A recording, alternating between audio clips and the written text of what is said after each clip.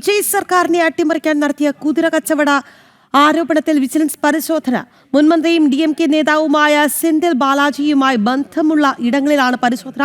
TVK MLA ഇളയ രാജയ്ക്ക് 35 കോടി വാഗ്ദാനം ചെയ്തുവെന്നാണ് പരാതി ഉയർന്നിരിക്കുന്നത്. വിവരങ്ങളുമായി ആദർശ് TS ചേരുകയാണ്. ആദർശ്, അതായത് അവിടെ ഇത്തരത്തിൽ അധികാരം കിട്ടുമ്പോൾ നടത്തുന്ന വടംവലികൾ, കുതിരക്കച്ചവടം, അത് എന്താണ് ഈ തെരഞ്ഞെടുപ്പിന് മുൻപേ തന്നെ പ്ലാൻ ചെയ്ത് വച്ചിരുന്നു. എന്തായാലും ഈ തെരഞ്ഞെടുപ്പിന് ശേഷവും അതിന് യാതൊരു കോട്ടവും വന്നില്ല. അത് തന്നെയാണ് അവിടെ നടന്നത്. വിവരങ്ങൾ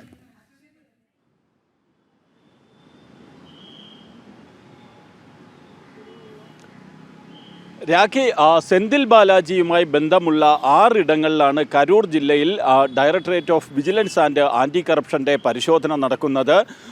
TVK MLA ഇളയ രാജ നൽകിയ പരാതിയിലാണ് ഈ നടപടി എന്നാണ് ഇപ്പോൾ നമുക്ക് മനസ്സിലാക്കാൻ കഴിയുന്നത്.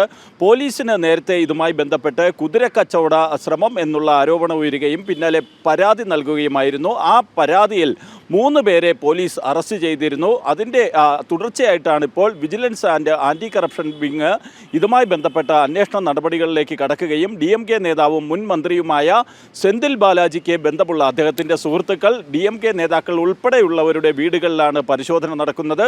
കാരണം 35 കോടിയുടെ വാഗ്ദാനവുമായി തന്നെ 2 പേർ സമീപിച്ചു എന്നാണ് TVK MLA പോലീസിന് നൽകിയ മൊഴിയിൽ പറഞ്ഞിരിക്കുന്നത്. അവർ ഈ സെന്തിൽ ബാലാജിയുടെ നിർദ്ദേശപ്രകാരമാണ് പ്രവർത്തിച്ചതെന്നും അദ്ദേഹം നൽകിയ പരാതിയിലുണ്ട്. ഇതിന്റെ അടിസ്ഥാനത്തിലാണ് ഈ വിജിലൻസ് ആൻഡ് ആന്റി കറപ്ഷന്റെ ഭാഗത്തു നിന്നും അന്വേഷണം നടക്കുന്നത്. വിജയ് സർക്കാരിനെ അട്ടിമറിക്കുവാനുള്ള നീക്കങ്ങൾ DMK നടത്തുകയാണെന്നും DMK നേതാവ് സെന്തിൽ ബാലാജിയുമായി ബന്ധമുള്ള ഇടങ്ങളിലാണ് വിജിലൻസിന്റെ പരിശോധന നടക്കുന്നത്. ആദർശ് TS ആണ് വാർത്തയുടെ വിശദാംശങ്ങൾ നൽകിയത്.